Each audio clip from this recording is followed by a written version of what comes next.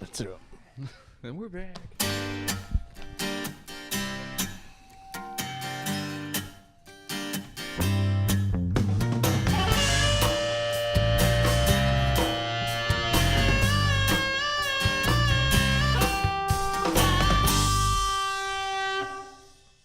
Good evening, Jousters. It's a bit of a somber start for this episode. It's not a regular sort of enthusiasm that we might have because of the outcome of the game on the weekend. It's hit us all quite hard, Liam. Nagy, it really has. It's been, I think, the hardest one so far. The hardest one so far. We've soldiered on and we've been strong through these early losses and this early tough start to the year. But this one, it hit the hardest, Nagy. This year was meant to be we were going to reap what we've sown. Sown or sowed? Sown, I think. Sown of all I think you can use both. Yeah, well, we're going to reap it. Whatever it is, we were going to reap it. We were going to reap it, but we've done none reaping. No, it was. If anything, it looks like we've regressed. We've gone backwards. It looks as though we've, instead of reaping with seeds, yes, we've reaped with salt. Yes, we've salted the earth. We've salted the earth, and I see more and more people say, "Is the team actually cursed? Did we? I think it was Nick Milligan saying, "Sure, no one, accidentally ran over a gypsy woman."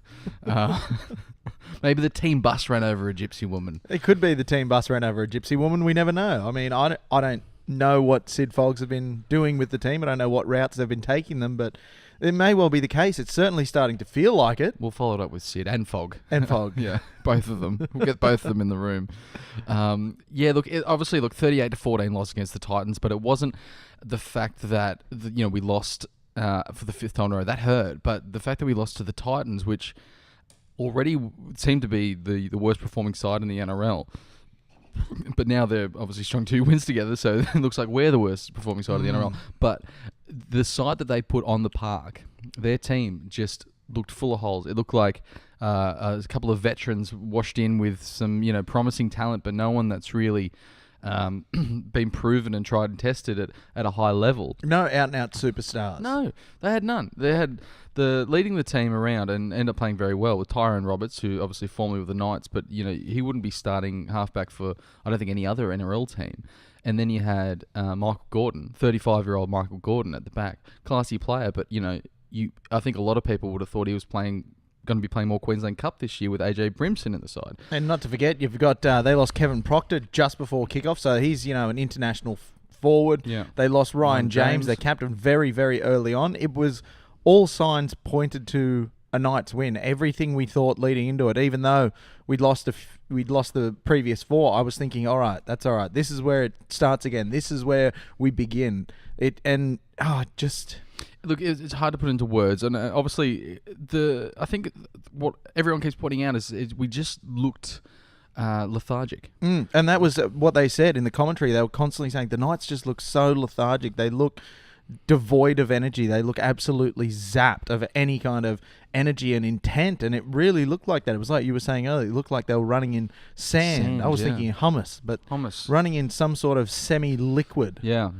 Semi-liquid, semi-solid, not on what you'd expect, your classic grass turf of an NRL stadium. You would assume that would be the ground, but the tries that the Titans managed to score very early on, the first 3 tries, to put this in perspective, we didn't score any points in the first 20 minutes, and neither did they. I think their first try came at maybe in the 18th or 19th minute. We didn't look too promising in that period, but then, and so you could probably say maybe they were literally tired from the first quarter. Like it wasn't straight out of the bat. We were just running in sand, but Tyrone Roberts, the first 3 tries to them all looked very similar. Sammy Roberts almost looked like the same try, and it came off a Knights mistake, and everyone just stopped. They dropped their bundle as soon as the ball hit the ground. It looked like watching under-13s. The ball hits the ground and they drop their bundle, and oh God! And what does the coach tell you? Play the whistle every time. Every time that happens when you're a kid, you hear play the whistle, and they just didn't. They dropped the bundle and allowed the Titans to score 3 almost identical tries, like you said. Yeah, and they were always going to score them too. You could see it happening, and you're thinking, we didn't even lay hands on them. That's the real killer. Like it wasn't like there wasn't like a miraculous pass thrown in the air, caught by a second person, touched by a member of the crowd, and then hit, accidentally comes off the top of the touchy's flag into the arms of the winger that scored. It's like no, he just ran through a big hole, an enormous hole, untouched, a hole in our hearts. And he created a hole in our hearts. Now, when we waited till we were 4 tries down into the second half and 28-0 it got to before we got on the board, then there was this strange period again where we decided, it was around the 58th minute, I believe, or 54th to 65th or something around then. We scored 3 tries with Heimel Hunt, Mitch Barnett and the Pong all getting a try.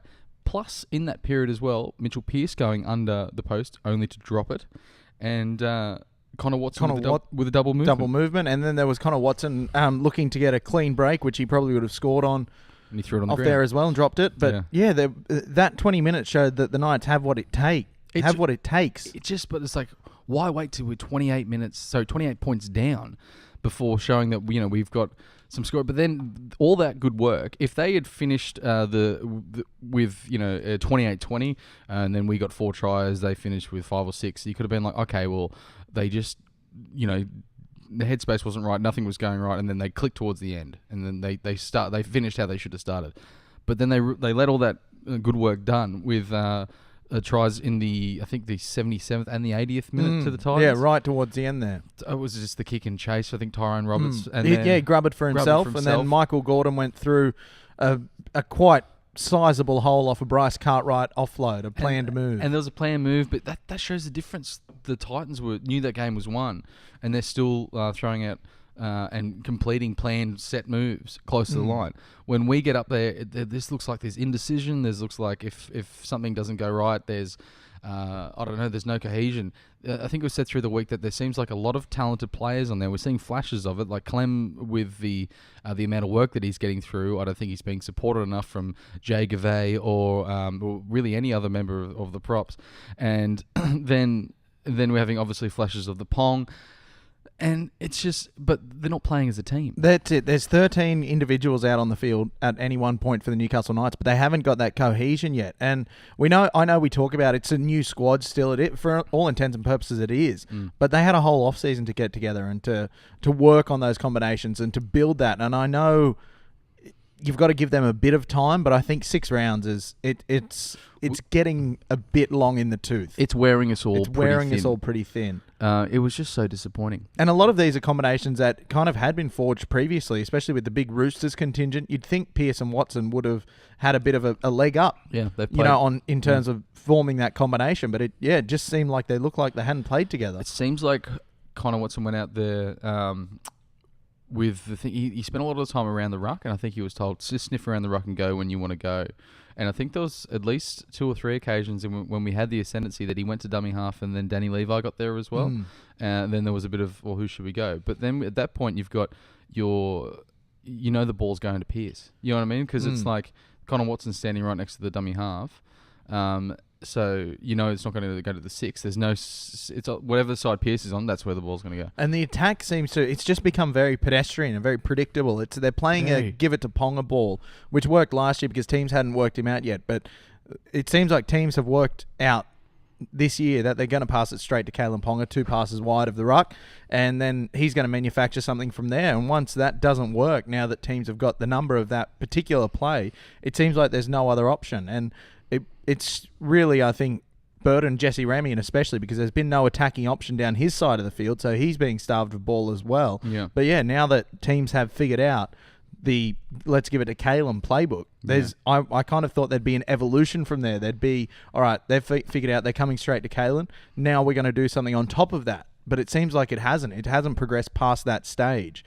And it just leaves the attack looking very disjointed, or not disjointed, just out of ideas after not throwing too much. Yeah, and then you can contrast that with obviously when there was so many handling errors in the first half that led straight to points, and then in the second half, I think it might have been late in the first half. No, it was the second half early, and when SKD sort of jinks around and then tries to throw a ball out to Edric Lee. Edric Lee puts it on the ground, and then they score again. And you just think, what are we doing? What are we doing? You know, it The was eternal question, Nagy. what are we doing? I find here? myself asking that regularly as a Knights fan, and over the last few years, we've become accustomed to it, but it definitely doesn't get any easier, does it? It certainly doesn't. I really didn't think it would be this point in the season, and I've kept such a positive face, but the positive face is gone. I tell It's you gone. what, That's it. Five losses in a row. That positivity's gone by the wayside, and now there's obviously talks of where to next, and how do things look for our coach, and how do things look for the playing group, and those conversations just make things even more confusing, and they spread the dark cloud of disappointment even further. I think we usually do a hats off for a play that we thought played particularly well. We put a poll out there. We did not do a hats off this week. Hats off is cancelled, guys. It's very loud cancelling.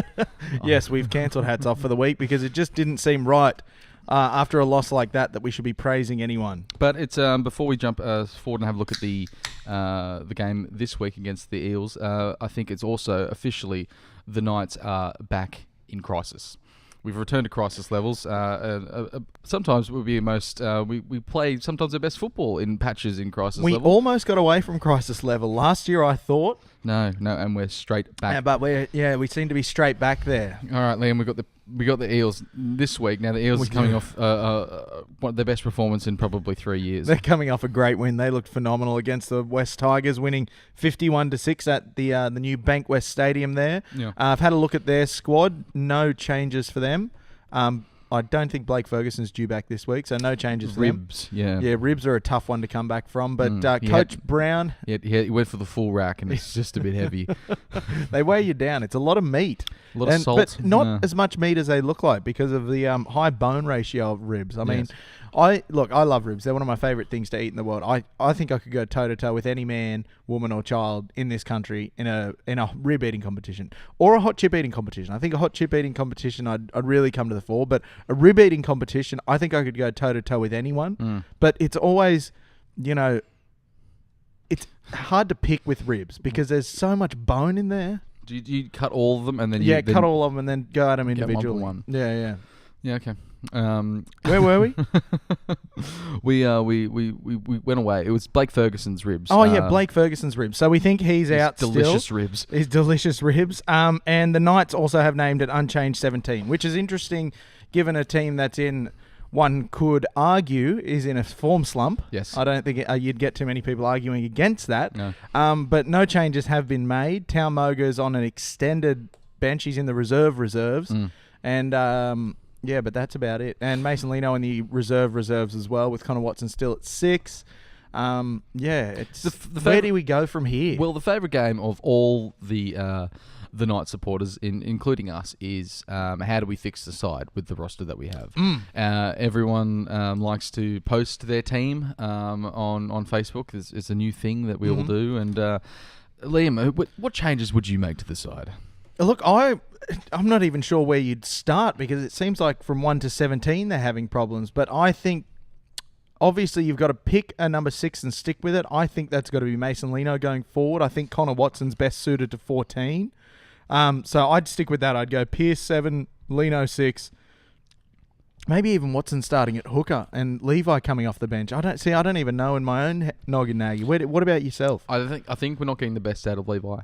I think Levi making 43 tackles or whatever he did on the weekend it sort of zaps his running game. I don't think he injects himself over 80 minutes. I think he'd be better brought on after a 15-minute at the start, like bring your first prop off and bring him on.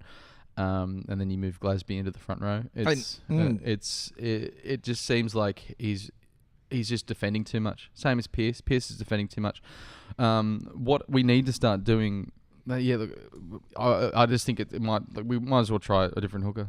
That's where we're Give at. it a red hot go. Well, they got young Wolford down there. I don't know how he's been playing, but the classic thing to do is not look at the form of how they've been playing and just say immediately that they must be put into first grade. But I don't know. He was doing a lot of training with the first side. It seems to be getting along with the guys. He's got some good raps on him, and his father Simon was a bit of a legend of the Canberra game down there, so he can't be too bad. Well, he's playing. He's starting for New South Wales Cup every week, and it's an important position. So yeah, give him a go. That's where I would start. And I think their forwards are really got to lift it. Those forwards do have to lift, don't they? But where does that lift come from? I think Herman brought a bit of intensity and a bit of aggression off the bench. I think Herman maybe has to start. Yeah. I think certain times last year he was arguably the best forward on the park for the Knights when other forwards hadn't aimed up or didn't have a big game. And I thought he brought a bit of intensity off the bench. So maybe you get Herman back in to start. I don't know how his head's going, but it seems to be doing a bit better if he's back, playing regular first grade. So maybe get Herman just bringing that intensity off the kickoff. But, I don't know where you go from here. There's people who are paid more than me who I think don't know still. Yeah, I don't think we know. But, Liam, let's look. Yeah, let's look. How do we fix it, Liam? Let's just have a real step back on how do we fix this. And there's obviously been two big things in the news this week. Mm-hmm. Well, it's not outside of news, but Call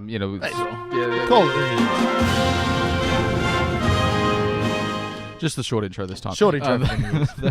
And it's basically it's that Brownie must go. We must address the huge elephant in the room, and that's that everyone's calling for Brownie's head. The calls are getting a lot louder. And it's starting to come from the Sydney press now. You're starting to see in the Daily Telegraph today reported that the pressure's on Brownie. They're talking about it on NRL 360. They're talking about it in the Fox League, writing articles about it. Now that Newcastle are losing, they're starting to pay some attention to Nathan Brown, who I think if we were 6-1, or 5-1 as opposed to 1-5, Newcastle wouldn't be getting a mention in the Sydney presses. But because we're 1-5 and there's a perceived party culture, which I think might be your second news point we're going to go to, they're all of a sudden they've got a story here. They've got a story. A coach is under siege. His legacy's on the line, and I don't know. We've given Brownie a lot of slack over the last 3 years he's been coaching because we know what he was given. We know what he was handed. We know the situation that the club was in when he first came on board. So he's been given a lot of slack, which some people will agree with, some people will disagree with. Some people think he's been given way too much slack. I would argue he's been given his time to do what he needed to do, and the recruitment that he's done has been very good. But at a certain point, the rebuild's got to end. We can't still be talking rebuild in Brownie's fourth year now. Yeah. We've got to be talking a complete football club. We need to be talking a finals football club. A finals football club. We can't be seen as a rebuilding club forever. No. And it just seems like, given the start of this year, the rebuild might be still used as kind of an excuse, which I don't think it has been the last 3 years. It hasn't been an excuse. It's been a fact. It's been what it is. But I'd hate for it to be seen now we're 1-5 and that's just because of the rebuild. I think we're well past that. We are well past that. I think that if you get a mid-season sacking, what happens is you might get a little bit more out of your players because everyone starts thinking, well, I might not be here next year. My contract doesn't mean anything because a lot of it's tied in with the coach. What also happens is you get a new coach in and they get told this team isn't performing. Can you make them perform? And they go, okay.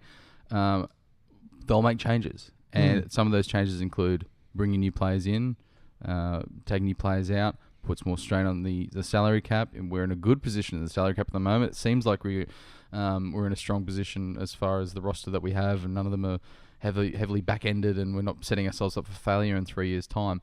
But it just more change, more rebuild, and you think, okay, is this what we need, or how much does the coach have an influence on the side, really? Like, these are all professional footballers. They've been playing their whole lives. Like, what do they need to be told? That's it. They're grown men. They're getting paid a lot of money. And from all accounts, the lead-up work to the game was phenomenal. They trained brilliantly. The warm-up apparently was brilliant. It wasn't until they stepped out onto the field. And then you have that classic argument about, are the players culpable for the performance, or is the coach? And to a certain point, I think you've got to say the coach has to be able to get the players up for it. But at the same time, the players need to be the ones who carry out that enthusiasm. The players need to be the ones who build that, who feed off each other for that. My vote is that we see out the year with Brownie, because I don't see mid-season sacking giving us anything. I don't think a mid-season sacking's ever helped a club. No. It's never done anything. And besides, then you've got to look at as well, Nagy, all these people calling for Brownie's head. I'm not sure if they've looked at the coaching talent pool at the moment. There's not too many around. There's Hook Griffin. He's obviously without a job, but he's been fired from his last two jobs. Yeah. There's Jeff Tuvey, who he did some good stuff with Manly. But And then also got fired. Also got fired. There's Trent Barrett, who also got fired From Manly. But then the two they're talking about as well are Craig Fitzgibbon and Adam O'Brien, who are both assistants at the Sydney Roosters. Now, Adam O'Brien came through the Storm system. He's very, very highly regarded. Apparently going to be the next big coach. Yeah. But again, he's untried. So is Seabold. Exactly. He's an untried rookie coach. Craig Fitzgibbon has big raps on him as well. Yeah. But again, an untried rookie coach. And is an untried rookie coach the kind of person you want to throw a team who's struggling to and say, all right, fix the problem? Maybe it's the shot. I don't think so. I don't think giving someone that has less experience over it might work for a year. Look at Freddie Fittler at the Roosters when he took over. I think in 2010, I think it was around then, and it was like everything's great. And then he would literally get on the piss with the players, and he was found trying to get into someone else's holiday cabin in Port Macquarie, drunk, shirtless, saying "Let me in, you bastards!" But it doesn't give you long-term results, because eventually all these inexperienced coaches say the same thing, is that they run into a period where they lose control of the team, or something happens and they have to make mistakes and learn from them. So you just need experience, and I don't know. I don't think there's anyone out there at the moment that screams, oh, that person will do a better job at the moment. And if anyone mentions that Gus Gould is now available because he's left Penrith, I've seen lots of calls for that actually today on Gus the internet. Gould, he hasn't coached like a regular team. I don't know in how long. Has he ever coached a regular team? Yeah, he coached Penrith to their first premiership, I believe, in 1991. Coached Penrith in the early 90s. He coached the Roosters. He had full control over Penrith over the last 7 years. He was the general manager of everything at Penrith. He was the mayor, apparently. And then, he was the mayor of Penrith. And then now he worked himself out of a job. And Penrith still hasn't made a grand final. And there's all those talks of, you remember there was his 5-year plan that's now been going on for a decade, and now hasn't won a premiership. And now he's resigned. Yeah, so please stop asking for Phil Gould as Newcastle Knights coach. The man's not a coach. He hasn't been a coach in decades. 2003, I think. 2002, he handed over the Roosters, I believe, to Chris Anderson. No, to Ricky Stewart. Anyway, we digress. We don't want Phil. The second thing is that the party culture around Newcastle. Now, I've from the experience that we've had with the players and the playing group, I don't think that reflects that there was some sort of unusual amount of partying. Brownie came out and said today that it was that might have been the case 3 years ago. 3 years ago, and then considerably less 2 years ago. And this year he reckons it's been, and he mentioned Brian Canavan as well, been in football for 30 years, reckons this is one of the better behaved play groups he's worked with. If you think there's not like every NRL team, wherever you live, your closest NRL team, you're going to have some experience with seeing them out on the piss. And you just think, oh, look at them enjoying themselves, or they should be out there winning games. And, you only see what you can see. So we're never going to see like the Sharks players out in the piss. But we're going to hear stories about it, though. I still think it's hilarious that the whole of the Sharks club got banned from the Cronulla Sutherland Sailing Club, or whatever it was. Yeah, but that's another. I see a lot of the playing group down at the Commonwealth Hotel. It's an excellent pub. It's a wonderful venue, and a lot of the players do go down there to have a meal and catch up. Every time that I've seen them there, it's always been very low key. They're not there dancing on tables and whatnot. And as another example, when we have had the guys on this year, Lachlan Fitzgibbon and Connor Watson, we always offer them a lovely 262 from Murray's, the Novocastrian Brew. It's a lovely beer to have while talking about football, and they always politely say no. That could be because they don't want to be here any longer than they need to be in our company, but they've always said no. It's just it's a playing week, and I can't. And that's refusing a singular beer. Is that the same as partying, a party culture? No, but that's showing them even on a professional level. Talking to two fools in a warehouse that they're not going to go, oh yeah, I'll just have one. It's only a couple. But at the same time, these are all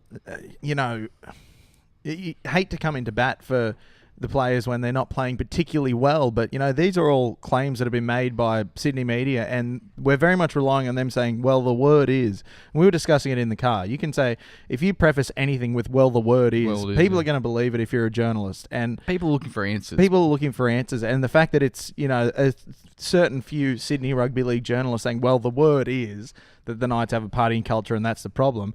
I don't know if that lends credence to that particular rumor. I mean, it might, but for me, it just doesn't seem like it does. So I don't think it's a fitness problem. I think there was a few times there we looked like players were out of position, wingers had come in, and there wasn't the fast bloke there to make the covering tackle, and it looked like the back rows couldn't keep up with the wingers. Oh, they must be tired. Oh, they must have been pissed last night. Oh, they're on the Gold Coast. They probably went to Cavill Avenue. Blah blah blah blah blah. It's nothing. Maggie and the Gold Coast.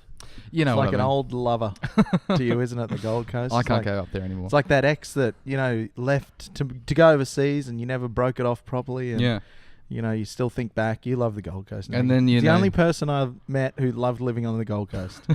Only to return again, much like Daryl Summers. Daryl Summers is coming back? He's coming back to Channel 9. He's returning to Channel 9. Now, what's Daryl up to this winter? Can you believe it? He's working on immigration. Daryl is working in the very sensitive field of immigration. Yes, welcoming all the new immigrants to Australia and helping them settle in. That's very nice of Daryl. What's this program going to be called, Nagy? Summer's Newcomers. Summer's Newcomers. Yeah. to this great country of ours. Thursday night, Channel 9? Channel 9, Thursday night. Taking the place of the footy show? Jeez, he's been busy, Daryl. He's busy man, isn't he? You got to wonder. That's no wonder he still gets his hair cut at Channel 9. He's got no spare time.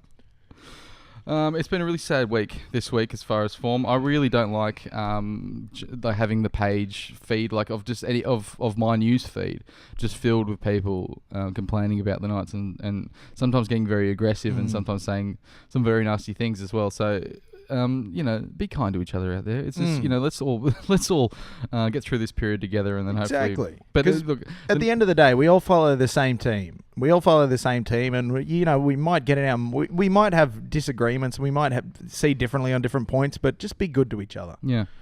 Just remember, the internet can hurt. The internet does hurt. Yeah.